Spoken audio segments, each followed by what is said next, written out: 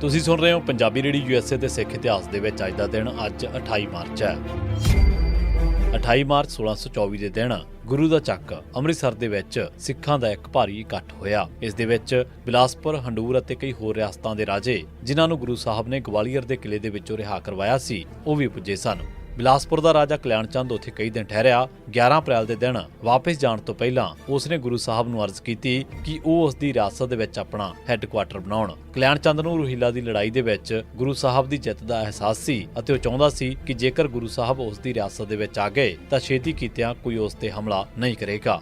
March 1692 ਦੇ ਵਿੱਚ ਰਾਜਾ ਭੀਮ ਚੰਦ ਨੇ ਪਹਾੜ ਦੀਆਂ 22 ਧਾਰ ਦੇ ਰਾਜਿਆਂ ਦਾ ਇਕੱਠ ਬੁਲਾਇਆ। ਨਦੌਨ ਦੀ ਲੜਾਈ ਮਗਰੋਂ ਮੁਗਲ ਸਰਕਾਰ ਦੇ ਹੋਣ ਵਾਲੇ ਹਮਲਿਆਂ ਦੇ ਡਰ ਹੇਠ ਰਹਿ ਰਹੇ ਪਹਾੜੀ ਰਾਜਿਆਂ ਨੇ ਗੁਰੂ ਸਾਹਿਬ ਦੀ ਸਰਪ੍ਰਸਤੀ ਹਾਸਲ ਕਰਨ ਦੀ ਖਾਹਿਸ਼ ਜ਼ਾਹਰ ਕੀਤੀ। ਮਾਰਚ 1692 ਦੇ ਆਖਰੀ ਹਫ਼ਤੇ ਗੁਰੂ ਸਾਹਿਬ ਬਿਲਾਸਪੁਰ ਅਤੇ ਮੰਡੀ ਵੱਲ ਗਏ। 28 ਮਾਰਚ 1692 ਦੇ ਦਿਨ ਰਵਾਲਸਰ ਦੇ ਵਿੱਚ ਸਾਰੇ ਪਹਾੜੀ ਰਾਜੇ ਇਕੱਠੇ ਹੋਏ। ਉਹਨਾਂ ਦੀ ਸਦਾਰਤ ਗੁਰੂ ਸਾਹਿਬ ਨੇ ਕੀਤੀ। ਗੁਰੂ ਸਾਹਿਬ ਨੇ ਉਹਨਾਂ ਨੂੰ ਯਕੀਨ ਦਿਵਾਇਆ ਕਿ ਜੇ ਉਹ ਮੁਗਲਾਂ ਦੀ ਗੁਲਾਮੀ ਦੇ ਵਿੱਚ ਨਾ ਰਹਿਣਾ ਚਾਹਣ ਤਾਂ ਗੁਰੂ ਸਾਹਿਬ ਉਹਨਾਂ ਤੇ ਨਿਗਾਹਬਾਨੀ ਅਤੇ ਸਰਪ੍ਰਸਤੀ ਕਰਨ ਵਾਸਤੇ ਤਿਆਰ ਨੇ। ਸਾਰੇ ਰਾਜਿਆਂ ਨੇ ਗੁਰੂ ਸਾਹਿਬ ਦੇ ਹੁਕਮ ਨੂੰ ਮੰਨਣ ਵਾਸਤੇ ਵਾਅਦਾ ਕੀਤਾ। ਗੁਰੂ ਸਾਹਿਬ ਕੁਝ ਦਿਨ ਰਵਾਲਸਰ ਰਹੇ ਅਤੇ ਫਿਰ ਪੁਰਮੰਡਲ, ਜੰਮੂ, ਚੱਕ ਕਾਨਾ, ਰਾਮਗੜ੍ਹ, ਖਿਰੜੀ, ਸਾਂਬਾ, ਪਠਾਨਕੋਟ, ਹੁਸ਼ਿਆਰਪੁਰ ਦੇ ਵਿੱਚ ਸੰਗਤਾਂ ਨੂੰ ਦਰਸ਼ਨ ਦਿੰਦੇ ਹੋਏ ਵਾਪਸ ਅਨੰਦਪੁਰ ਸਾਹਿਬ ਆ ਗਏ। ਮਾਰਚ 1660 ਦੇ ਆਖਰੀ ਹਫ਼ਤੇ ਸਿਆਲਕੋਟ ਨਗਰ ਦਾ ਭਾਈ ਨੰਦ ਲਾਲ ਪੁਰੀ ਸ਼ਹੀਦ ਵੀਰ ਹਕੀਕਤ ਸਿੰਘ ਦਾ ਦਾਦਾ ਗੁਰੂ ਜੀ ਨੂੰ ਆਪਣੇ ਘਰ ਲੈ ਗਿਆ। ਗੁਰੂ ਸਾਹਿਬ 28 ਮਾਰਚ 1660 ਦੇ ਦਿਨ ਸਿਆਲਕੋਟ ਪੁੱਜੇ ਅਤੇ ਤਕਰੀਬਨ 1.5 ਮਹੀਨਾ ਗੁਰੂ ਹਰਿ ਸਾਹਿਬ ਪੰਜਾਬ ਦੀ ਇਸ ਪੁਰਾਣੀ ਰਾਜਧਾਨੀ ਦੇ ਵਿੱਚ ਰਹੇ। ਇੱਥੇ ਸੰਗਤਾਂ ਦੂਰ-ਦੂਰ ਤੋਂ ਗੁਰੂ ਸਾਹਿਬ ਦੇ ਦਰਸ਼ਨਾਂ ਨੂੰ ਆਉਂਦੀਆਂ ਰਹੀਆਂ।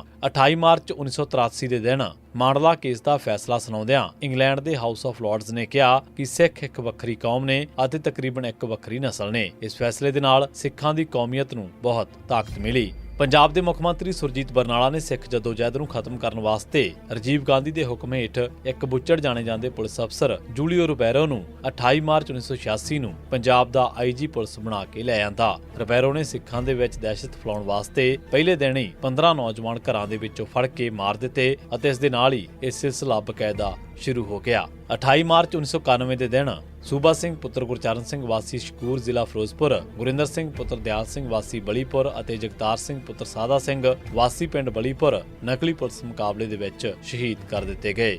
28 ਮਾਰਚ 1992 ਦੇ ਦਿਨ ਜੋਗਿੰਦਰ ਸਿੰਘ ਪੁੱਤਰ ਦਰਸ਼ਨ ਸਿੰਘ ਵਾਸੀ ਪਿੰਡ ਫੁੱਲੜੀਵਾਲ ਜ਼ਿਲ੍ਹਾ ਜਲੰਧਰ ਨੂੰ ਇੱਕ ਨਕਲੀ ਪੁਲਿਸ ਮੁਕਾਬਲੇ ਦੇ ਵਿੱਚ ਸ਼ਹੀਦ ਕਰ ਦਿੱਤਾ ਗਿਆ। ਪਾਲ ਸਿੰਘ ਪੁਰੇਵਾਲ ਦੇ ਕੈਲੰਡਰ ਦੇ ਮਸਲੇ ਤੇ ਜਗੀਰ ਕੌਰ ਵੱਲੋਂ ਅੜੀ ਕਰਨ ਤੇ 25 ਜਨਵਰੀ 2000 ਦੇ ਦਿਨ ਅਕਾਲ ਤਖਤ ਸਾਹਿਬ ਦੇ ਜਥੇਦਾਰ ਪੂਰਨ ਸਿੰਘ ਨੇ ਗੁਣਾ ਸ਼ਹਿਰ ਤੋਂ ਇੱਕ ਫੈਕਸ ਦੇ ਰਾਹੀਂ ਜਗੀਰ ਕੌਰ ਨੂੰ ਪੰਥ ਦੇ ਵਿੱਚੋਂ ਖਾਰਜ ਕਰਨ ਵਾਲਾ ਹੁਕਮਨਾਮਾ ਜਾਰੀ ਕਰ ਦਿੱਤਾ। ਜਗੀਰ ਕੌਰ ਤਕਰੀਬਨ 2 ਮਹੀਨੇ ਲੁਕਣ ਮੀਟੀ ਖੇਡਦੀ ਰਹੀ ਅਤੇ ਅਖੀਰ ਉਸ ਨੇ ਆਪਣਾ ਦਾਅ ਖੇਡਦਿਆਂ 28 ਮਾਰਚ 2000 ਦੇ ਦਿਨ ਪੂਰਨ ਸਿੰਘ ਨੂੰ ਜਥੇਦਾਰੀ ਤੋਂ ਹਟਾ ਦਿੱਤਾ ਅਤੇ ਉਸ ਦੀ ਥਾਂ ਤੇ ਜੋਗਿੰਦਰ ਸਿੰਘ ਵਿਦਾਂਤੀ ਨੂੰ ਜਥੇਦਾਰ ਲਾ ਦਿੱਤਾ। 28 ਮਾਰਚ 2012 ਦੇ ਦਿਨ ਬਲਵੰਤ ਸਿੰਘ ਰਾਜੋਆਣਾ ਦੀ ਫਾਂਸੀ ਦੇ ਖਿਲਾਫ ਰੋਸ ਜ਼ਾਹਰ ਕਰਨ ਵਾਸਤੇ ਪੰਜਾਬ ਬੰਦ ਕੀਤਾ ਗਿਆ। ਇਸੇ ਦਿਨ ਪੰਜਾਬ ਦੇ ਚੀਫ ਮਿਨਿਸਟਰ ਬਾਦਲ ਨੇ ਭਾਰਤੀ ਰਾਸ਼ਟਰਪਤੀ ਪ੍ਰਤਿਭਾ ਪਾਟਿਲ ਦੇ ਨਾਲ ਮੁਲਾਕਾਤ ਕਰਕੇ ਬਲਵੰਤ ਸਿੰਘ ਰਾਜੋਆਣਾ ਦੀ ਫਾਂਸੀ ਤੇ ਰੋਕ ਲਾਉਣ ਵਾਸਤੇ ਅਰਜ਼ ਕੀਤੀ। ਰਾਸ਼ਟਰਪਤੀ ਨੇ ਇਹ ਮੰਗ ਮੰਨ ਕੇ ਫਾਂਸੀ ਤੇ ਆਰਜ਼ੀ ਰੋਕ ਲਾ ਦਿੱਤੀ।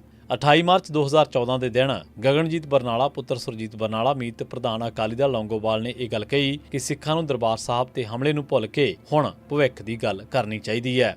28 ਮਾਰਚ 2014 ਦੇ ਦਿਨ ਸ਼੍ਰੋਮਣੀ ਗੁਰਦੁਆਰਾ ਪ੍ਰਬੰਧਕ ਕਮੇਟੀ ਨੇ ਆਪਣਾ 2014-15 ਦਾ ਸਾਲਾਨਾ ਬਜਟ ਪਾਸ ਕੀਤਾ। ਇਸ ਵਾਰ ਦਾ ਬਜਟ ਪਿਛਲੇ ਸਾਲ ਦੇ 806 ਤੋਂ ਵੱਧ ਕੇ 905 ਕਰੋੜ ਹੋ ਗਿਆ। ਇਸ ਦੇ ਵਿੱਚੋਂ 506 ਕਰੋੜ 51 ਲੱਖ ਰੁਪਏ ਗੁਰਦੁਆਰਾਂ ਦੀ ਸੇਵਾ ਸੰਭਾਲ ਵਾਸਤੇ, 154 ਕਰੋੜ ਰੁਪਏ ਸ਼੍ਰੋਮਣੀ ਕਮੇਟੀ ਦੇ ਸਕੂਲਾਂ ਵਾਸਤੇ, 63 ਕਰੋੜ ਧਰਮ ਪ੍ਰਚਾਰ ਵਾਸਤੇ, 29 ਕਰੋੜ 25 ਲੱਖ ਰੁਪਈਆ ਉੱਚ ਵਿਦਿਆ ਵਾਸਤੇ ਅਤੇ 6 ਕਰੋੜ 40 ਲੱਖ ਪ੍ਰਿੰਟਿੰਗ ਪ੍ਰੈਸ ਵਾਸਤੇ ਰੱਖੇ ਗਏ। ਇਸੇ ਸਿੱਖ ਇਤਿਹਾਸ ਦੇ ਵਿੱਚ ਅੱਜ ਦਾ ਦਿਨ ਤੁਸੀਂ ਸੁਣਦੇ ਰਹੋ ਪੰਜਾਬੀ ਰੇਡੀਓ USA।